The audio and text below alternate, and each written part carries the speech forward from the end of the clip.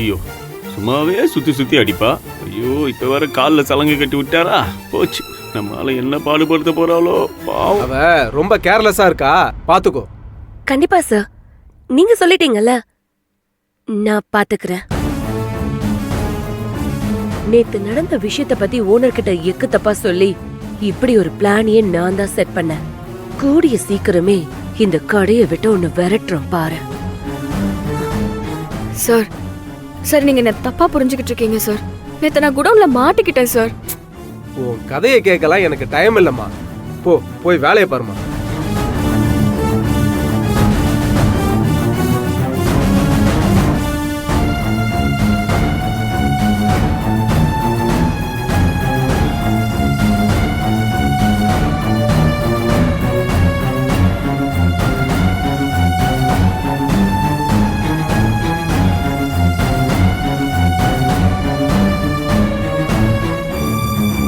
ஏய்,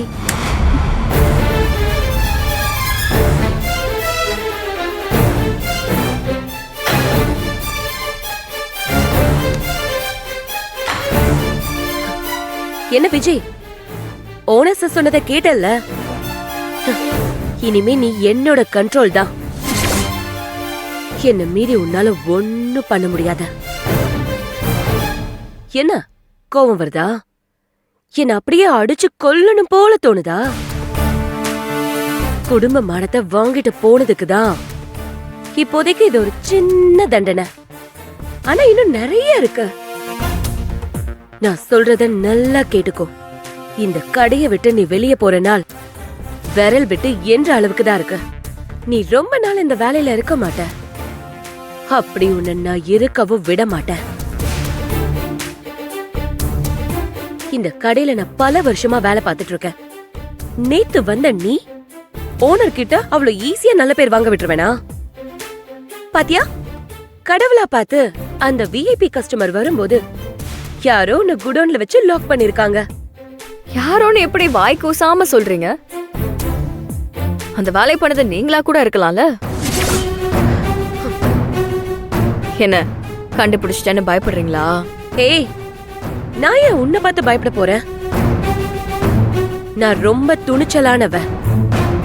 அதுவும் உன்கிட்ட எல்லாம் போய் நான் தோத்தனா அது நான் உயிர் வாழ்றதுக்கு தகுதியே இல்லாதவன் அர்த்தம்.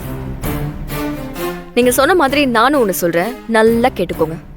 உங்களால என்ன ஒன்னும் பண்ண முடியாது. அந்த ஆண்டவன் என் பக்கம் ரொம்ப ஸ்ட்ராங்கா இருக்கான். என்ன ஆண்டவன் இருக்கானா? அத நீயா நினைச்சுக்க வேண்டியதுதான். ஓனர் கூட உன் பக்கத்துல இல்ல, அப்புறம் எப்படி அந்த ஆண்டவன் உன் பக்கத்துல இருப்பான்? பேசுங்க, ஆணவத்துல எவ்வளவு பேச முடியுமோ பேசுங்க. ஆனா அதெல்லாம் ஒரு நாள் மேல இருக்கிறவன் அடக்கிடுவான். ஹேய், சும்மா மேல இருக்கிறவன் ஆண்டவன் கடவுள்னு இதெல்லாம் பேசிட்டு இருக்காத. இந்த கடையில நான் சீனியர், நீ நேத்து வந்தவ.